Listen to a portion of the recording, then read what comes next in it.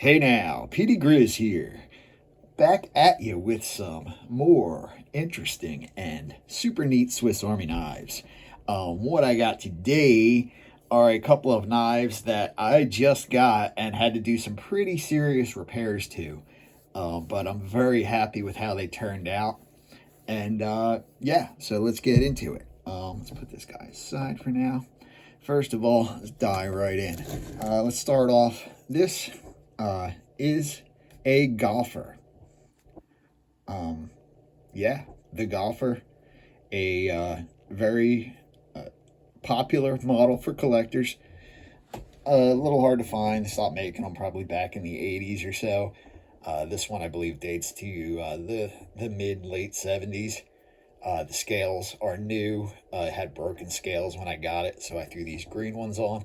I think this forest green looks absolutely spectacular on this golfer. But anyway, what's a golfer? Well, it's the predecessor to a compact. It's basically the smallest knife they make that includes the scissors. So we got a back layer with no reamer, just a 4-turn corkscrew. Of course, earlier ones would have a 5-turn. The outside, we got the usual tweezers, the toothpick, pickety bam, stainless steel shield, as these are new scales, although the original ones had a nickel silver shield. And then finally we get up here. The first layer you come across is the scissors. Beautiful 84mm scissors, highly prized scissors. Everybody knows the story. Victorinox hasn't made these scissors in a number of years. There's like mythology about them and all this stuff, but they are a great set of scissors. Then we get the next layer, which has the combo tool. This is the early version of the combo tool, as I've previously stated. The later combo tools are rounded on top. They don't have these two corners at either end of the nail nick like the early ones do. And then before this, they would have had just a plain cap lifter screwdriver. Then we've got that main blade. This one's in beautiful shape, unused. Maybe a little used. But got the 4-line tank stamp. Crossbow officier Swiss on the back. Bam. So that's the golfer. Then we come to this guy. This is kind of an odd bird. I showed this in a video the other day, but it was naked the other day. She didn't have scales. So I threw a set of scales on it. That was surprising easily. I used new scales. I just used a liner as a template and drilled out the holes in the scales. Then I pulled the pin for the bail, removed the bail, drove a new pin through, and then reseated it. And what I'm really happy about and proud with even is how these rivets turned out. For being a home done job with the bare minimum tools, I mean, those rivets look factory fresh. So very happy with that. And I want to start to do some mods where I do the exposed rivets instead of these concealed rivets. So I'm happy to know that I can do a decent job peening the rivets. So this one, I put a scale with a tweezer hole in the front, but I didn't do it on the back. I noticed it right before I peened the rivets, and I was like, screw it, I don't like the tweezers. I don't like the toothpick anyway. Nah, fine, you can have your toothpick. No, really what happened is I had a match set of new scales, and I drilled the hole for the bail on the wrong end of the back scale. So I had to use another one, and I just grabbed one out of my parts box, and it didn't have the tweezers, and I didn't notice till I was already putting it together. And I just said, screw it, let it ride, you know what I mean? Actually, what I might do down the line is when I come across a donor knife with an intact nickel silver shield, I'll probably replace this front scale. Because this front scale is one of the modern ones. It's skeletonized, so it's got like carved out areas in the back. But the back one is a solid scale, which I do like. There's a slight difference in the color. I don't think it's just from the fact that the one is polished and the one's worn. They are slightly different color. But anyway, let's get into the actual knife. So we've got the bail. We've got Got them scissors. Skizzers. Bam. Nice little pair of scissors right there. On the back, we got my beloved clip blade. Oh, be still my heart. It's a clip blade. I love the little clip blades. Don't know why. I just like them better than the pen blade. Then we've got that main blade.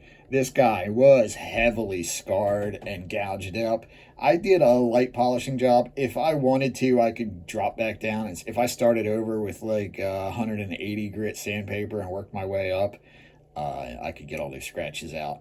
But I decided to leave them. I think they add some character. It's still got a nice luster to it. It looks used, not abused. And that's what I like in a knife. It's what I like about knives. They're really friggin' neat.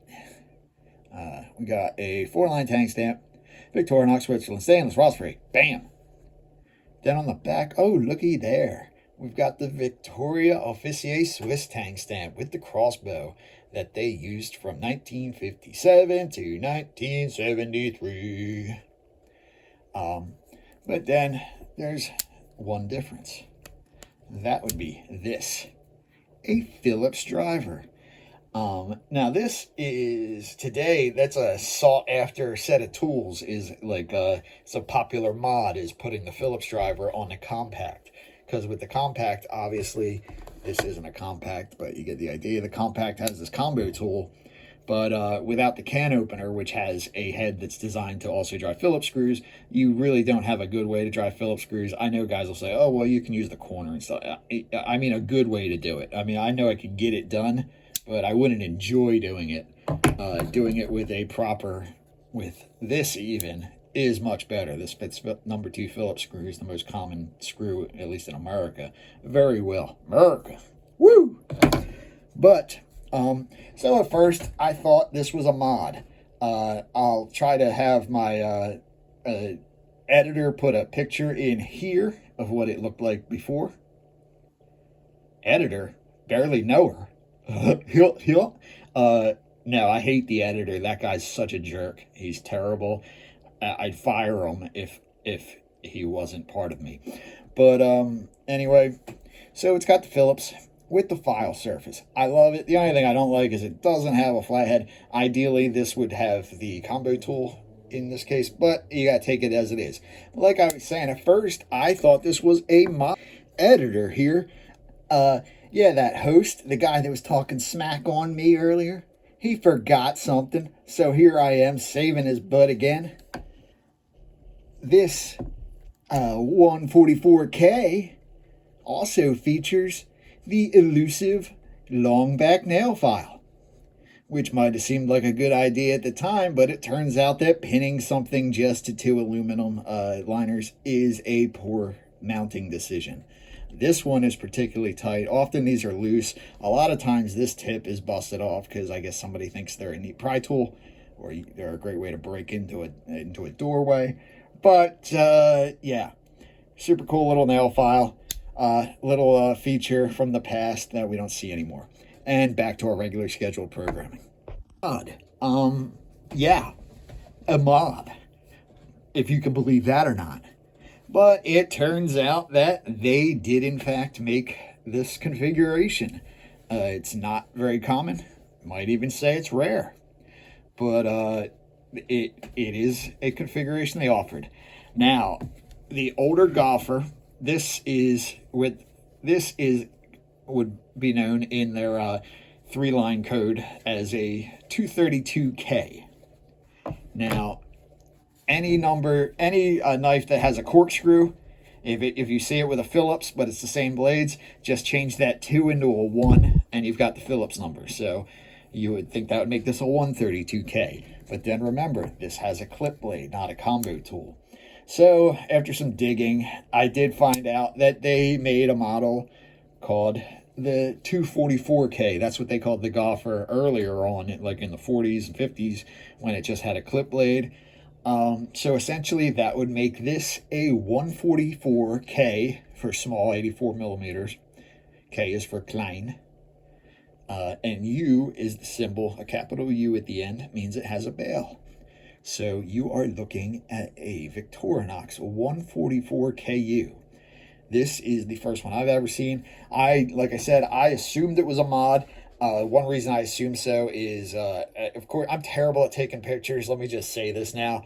This filming and doing all this stuff doesn't come naturally to me. I always get like 90% of my way through a project because, like, when I want to do something, I just start doing it.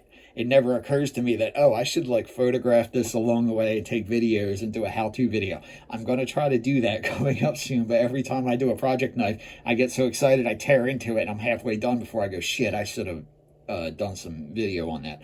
But anyway, I promise, I swear I'll do it on the next one. Yeah, right. But anyway, so what I did is, because the scales had been completely busted off, it gave me some wiggle room on the bail. This was already awkward. This is exactly how it looked. What I did, if the bail had been perfectly straight, it would be perfectly straight now. I could straighten it, but I just left it as is. What I did was I squeezed the bail down a little bit with pliers and then pushed the pin so that it was sticking out at one end. I then cut the head off, pushed it down, and pulled it out this way. Before I pulled the pin out, I wrapped the hell out of this in electrical tape as tight as I could pull it. The reason is because even at rest, the tools are under a slight amount of spring tension just to hold them solidly in place. If they weren't, they would have a tendency to just get loose right there where the pull first starts. So what that means is without the pin in place, the tools actually sit up slightly higher and the holes don't line up. You have to push down on it just a small amount to get the holes to line up. And doing that is a certifiable bitch. It's only a little bit of room you have to move it, but it's very hard. The spring is very tense, and you're not using, when you use the nail nick, you've got a lever, you've got all this length. But when you've got to push down right on the spring, it's very hard to do with your fingers. So if the knife's already together, like in this case, I wrapped the hell out of it with tape before drilling out the pin, because it holds everything in place just enough that I could just push the new pin back through. So I put the scales in place, fitted the bail on it, slid the new pin right through, a 2.2 millimeter pin. I've got a bunch of stock of that, 2.2 millimeter and 2.5 millimeter. 2.2 millimeter is a little hard to get in the States. I order it from China through AliExpress. I hate supporting that website. I don't like doing stuff like that, but I needed the part. The other option is to sand down the 2.5 millimeter, which is what most guys do. But I want my stuff to be precise. I want to use the right thing. So I have the exact 2.25 millimeter brass rod for that. And I'm glad I have it. And I have like, I don't know, like 3 feet of it. So it's going to last me quite a while. So we've got this. Now let's move on to, I've got bigger fish to fry. We've got this guy. Now, if you're sharp, right away, this looks off to you. The shield don't quite look right. It's got the old style can opener, which in itself isn't a problem. It could be like a model from, like, say 1937 to 1945 thereabouts, when they used this type of can opener but had the Celador scales, or celluloid, whatever they were using at the time. It was a thermoset plastic. But what this is a Saphir.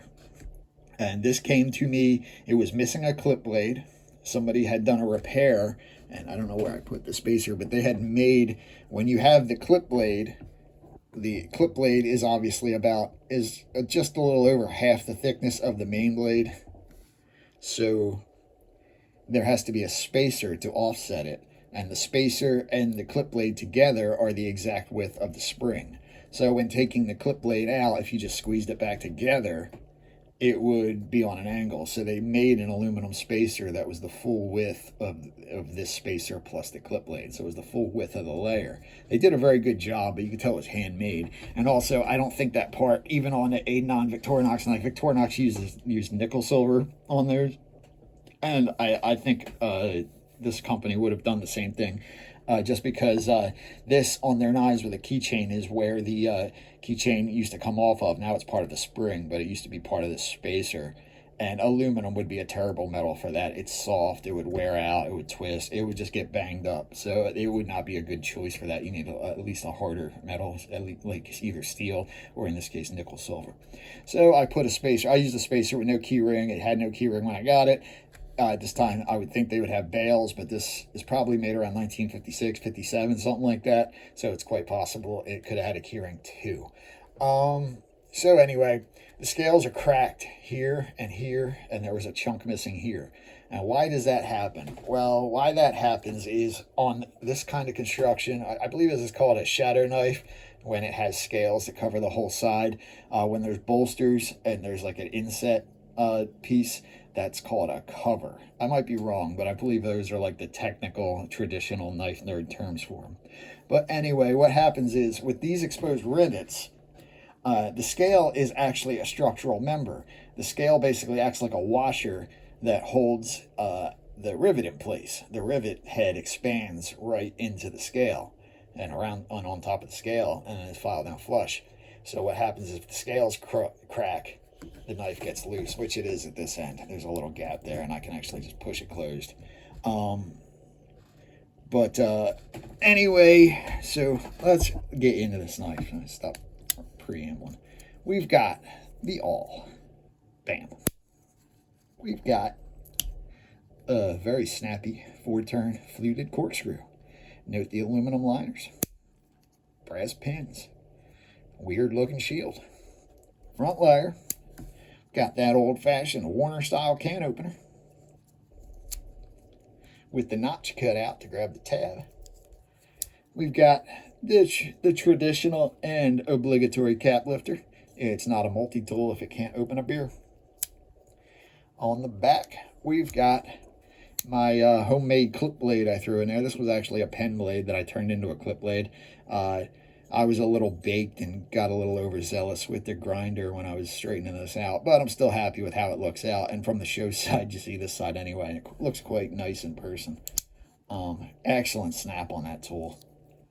Excellent snap all around. Then finally, we get to the heart of it, the main blade. This was all scratched up. I did a light polish on it. Saphir, stainless, Swiss made. What's Saphir?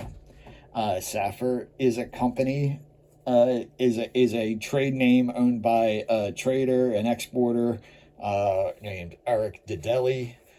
Thanks to Erinox for helping me out with that information. But Saphir was a name that is associated with a man named Rothlisberger. Now, Rothlisberger is a knife company that, interestingly enough, for whatever reason, in 1956 and 1957, they contributed a small number of soldier knives to the Swiss military during those years. Don't know why, but I have my suspicions, but I'm not even going to get into it. But anyway, so Rothlisberger is a legit Swiss manufacturer, making the Swiss soldier in 1956 and 1957. Meanwhile, this brand, Erinox, another name, and Saphir are registered in 1956 and 1952 in the Erinox, I believe. But anyway, Saphir registered in 1956, had to be made by somebody, and according to Rothlisberger, it's made by them. That's what the consensus from the collectors I talked to. I got this from a very serious collector who knows his stuff. He literally wrote the book on the subject, so I think he knows a little about it. But Erinox also contributed to that book, and he disagrees. He doesn't think these were made in Switzerland. So I'm just putting that in there, that, you know, there is some controversy about whether this knife is even made in Switzerland. Erinox seems to think they were made in Solingen. It's totally possible. Back then there weren't laws. I mean, it was common for companies to put, you know, false flags on their knives, like the Swiss made thing. I do believe it was made by Rothlisberger. The timing seems to line up. We know Rothlisberger actually made knives, unlike the guy that registered this name. So I think he made the knives and then they were distributed under this brand. But notice the blade has a nice half stop on it. Bam.